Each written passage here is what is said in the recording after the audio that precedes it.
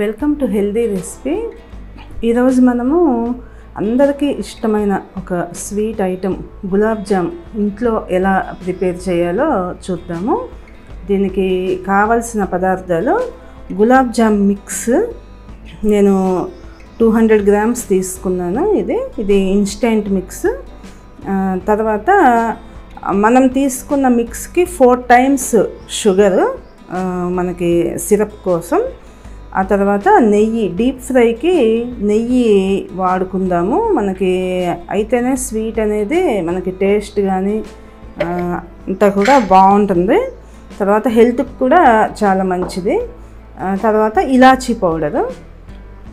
తర్వాత మనం ఎంత మెజర్ షుగర్ అయితే తీసుకుంటామో దానికి ఈక్వల్ మెజర్ వాటర్. ముందుగా మనము ఈ సిరప్కి మెజర్మెంట్స్ చూసుకుందాము. మనం తీసుకున్న 200 గ్రామ్స్ ఏదైతే గులాబ్ జామ్ మిక్స్ ఉందో, ఇన్స్టెంట్ మిక్స్, దానికి తగ్గట్టుగా నేను ఒక 800 గ్రామ్స్ షుగర్ అనేది తీసుకుంటున్నాను. నాకు ఈ గ్లాసు వాటర్ అయితే కనుక మామూలుగా 1/2 లీటర్ మెజర్ అనమాట. మీకు షుగర్ వెయిట్ ఎక్కువ ఉంటుంది కాబట్టి నేను దీంతో కొంచెం తక్కువగా 3 మెజర్స్ తీసుకుంటున్నాను. సిరప్ అనేది సుమారుగా వేసుకోవచ్చు మనం. మరి ఎగ్జాక్ట్ మెజర్మెంట్స్ అవి ఏమీ ఉండాల్సిన అవసరం ఉండదు. కాకపోతే మనము ఎంత క్వాంటిటీ షుగర్ అయితే తీసుకుంటున్నామో ఈక్వల్గా వాటర్ అనేది యాడ్ చేసుకోవాలి.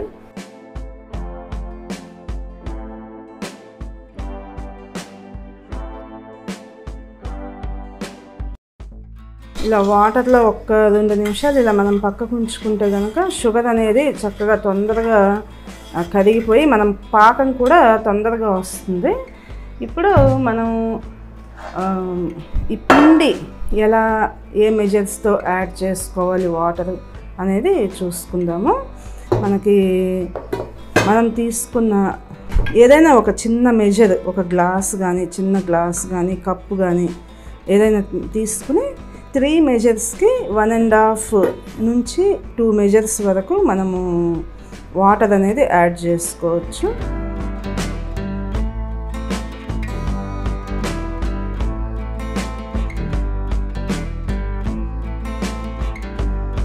వన్ మెజర్కి పైగా వాటర్ తీసుకుని యాడ్ చేసుకుందాము. ఈ పిండి కలుపుకోవడానికి ముందు చేతికి కొంచెంగా నెయ్యి అప్లై చేసుకుంటే మనకి పిండి స్మూత్గా వస్తుంది. ప్లస్ పిండి అనేది మనకి చేతికి కూడా అంటకుండా ఉంటుంది. ఆ తర్వాత మనకి 2.5 మెజర్స్ వచ్చింది కదా, మనకి ఆల్మోస్ట్గా 1.5 మెజర్ వాటర్ అనేది అవసరం అవుతాయి. ఎవ్రీ 3 మెజర్స్కి 2 మెజర్స్ వాటర్ అవసరం అవుతాయి. కాకపోతే మనం ఇనిషియల్గా మాత్రం అంత వాటర్ ఒకేసారి యాడ్ చేసుకోవద్దు. ఇలా 1 మెజర్ ఫస్ట్ నేను ఇలా స్మూత్గా, ఎక్కడ కూడా ప్రెషర్ అనేది పెట్టద్దు అనమాట. మనం ఈ పిండి కలుపుకునేటప్పుడు ఇదే మెయిన్. మనకి కొంచెంగా వాటర్ అనేది యాడ్ చేసుకుంటూ మనం స్మూత్గా, ఎక్కడా కూడా మనం చపాతీ పిండి, పూరీ పిండి కలిపినట్లుగా ప్రెషర్ అనేది అసలు ఎక్కడ తగలద్దు. మనకి ఉండలాగా వస్తే సరిపోతుంది అనమాట. అందుకే మనం వాటర్ అనేది కొంచెంగా చూసుకుంటూ యాడ్ చేసుకోవాలి. చూడండి, నాకు 2.5 మెజర్స్కి 1 మెజర్ కూడా ఫుల్గా వాటర్ అనేది అవసరం అవ్వలేదు. కాబట్టి మనం ఇలా చూసుకుంటూనే కలుపుకోవాలి. ఇలా మనకి ఉండలాగా వచ్చిన తర్వాత ఒక 10 నిమిషాల పాటు కవర్ చేసుకుని ఉంచుకోవాలి. ఈ టైంలో మనము సిరప్ ప్రిపరేషన్ చూద్దాము. ముందుగా స్టవ్ ఆన్ చేసుకుని హైలో ఉంచుకోవాలి. హై ఫ్లేమ్లో ఉంచుకుని మనం ఈ షుగర్ అంతా కూడా చక్కగా కలిసేటట్లుగా ఇలా గరిటెతో తిప్పుకుంటూ ఉండాలి.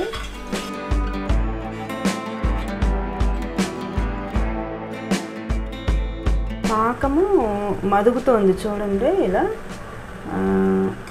మనకి ఈ స్టేజ్లో ఇలా గరిటెతో ఈ పాకంని కనుక పైకి తీసుకుంటే ఇలా డ్రాప్స్గా కిందకి పడుతూ ఉంటుంది. ఇది డ్రాప్స్ లాగా కాకుండా జస్ట్ లైట్గా అలా కంటిన్యూస్గా పడేంత వరకు మనం స్టవ్ ఆన్లోనే ఉంచుకోవాలి.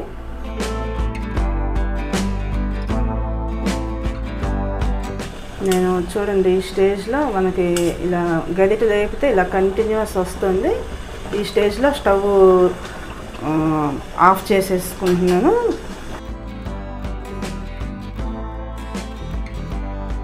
పాకం మాత్రం మనకి అది మరగడం స్టార్ట్ అయినాక ఒక 5 నుంచి 6 నిమిషాల పాటు మనకి హైలోనే మరిగించుకుంటే సరిపోతుంది.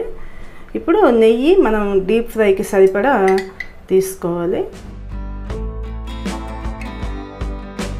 2 చేతులకి ఇలా ఆయిల్ రాసుకొని మనము రౌండ్గా బాల్స్ లాగా, ప్రెషర్ అనేది పెట్టద్దు, ప్రెషర్ పెట్టకుండా స్మూత్గా మనకి కావలసిన షేపు, రౌండ్ కావచ్చు లేదంటే ఓవెల్ షేప్ కావచ్చు, ఇలా స్మూత్గా బాల్స్ లాగా ప్రిపేర్ చేసుకుని మనకి ఒకసారి వేసుకున్న గులాబ్ జామున్స్ డీప్ ఫ్రై అయ్యేంత టైంలో మిగతావి ప్రిపేర్ చేసుకోవాలి. అన్నీ ఒకేసారి ప్రిపేర్ చేసి ఉంచుకుంటే మనకి గులాబ్ జామ్ పైన క్రాక్స్ లాగా వస్తాయి, స్మూత్నెస్ అనేది రాదు డీప్ ఫ్రై చేసేటప్పుడు.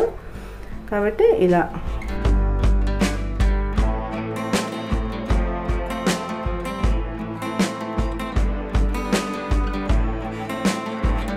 డీప్ ఫ్రై మొత్తం కూడా స్టవ్ అనేది సిమ్లో ఉంచుకుని చేసుకోవాలి.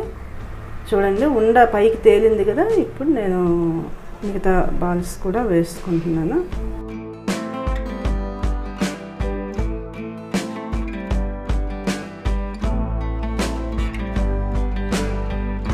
ఇప్పుడు గులాబ్ జామ్కి 2 వైపులా కూడా ఇలా ఈక్వల్గా మనకి కలర్ వచ్చిన తర్వాత మనం వీటిని ఇమీడియట్గా పాకంలో వేసుకోవాలి.